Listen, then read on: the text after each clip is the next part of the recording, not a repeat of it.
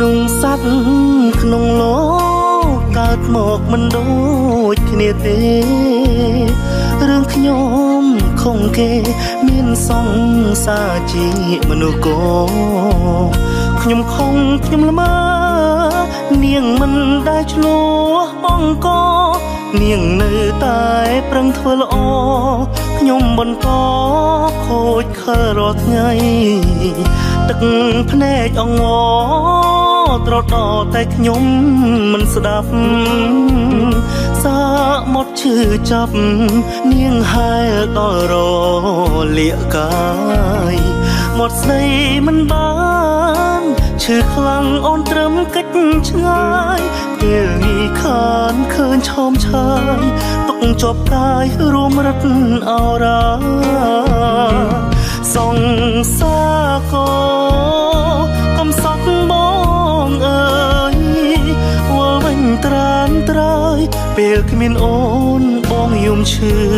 ចាប់បងកាយខ្លួនហើយអ្វីគ្មានអោកាំងប្រាប់សំលេងអូនយំឈឺចាប់បងធ្លាប់ស្ដាប់ក៏ស្ងាត់លែងលឺទឹកភ្នែកអងត្រដតែខ្ញុំមិនស្ដាប់សាមុតឈឺចាប់នាងហែលដល់រ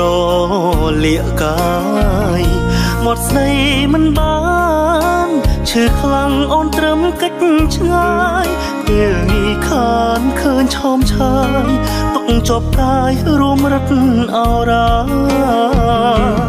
សងសាកកំសត់បងអើយវល់វិញត្រានត្រើយពេលគ្មានអូនបងយំឈឺចាប់បងកាយខ្លួនហើយអ្វីគ្មានអោកាំងប្រាប់សំលេងអូនយំឈឺចាប់បងធ្លាប់ស្ដាប់ក៏ស្ងាត់លែងលឺ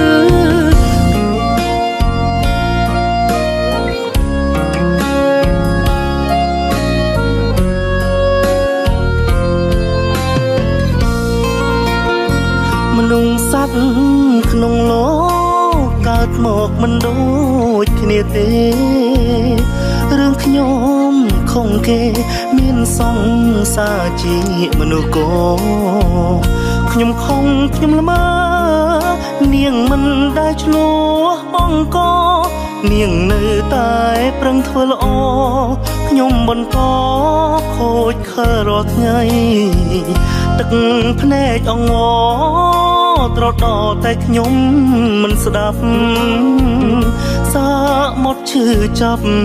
នាងហែលដល់រលាកកាយមាត់ស្ដីមិនបានឈឺខ្លាំងអូនត្រឹមកិច្ចឆ្ងាយពេលនេះខានឃើញឆោមឆាយទុកជាប់កាយរួមរត់អរាសងសាកកំសត់បងអើយវល់វិញត្រានត្រើយពេលគ្មានអូនបងយំឈឺចាប់បងកាយខ្លួនហើយអ្វីគ្មានអោកាំងប្រាប់សំលេងអូនយំឈឺចាប់បងធ្លាប់ស្ដាប់ក៏ស្ងាត់លែងលឺការឈឺចាប់នេះ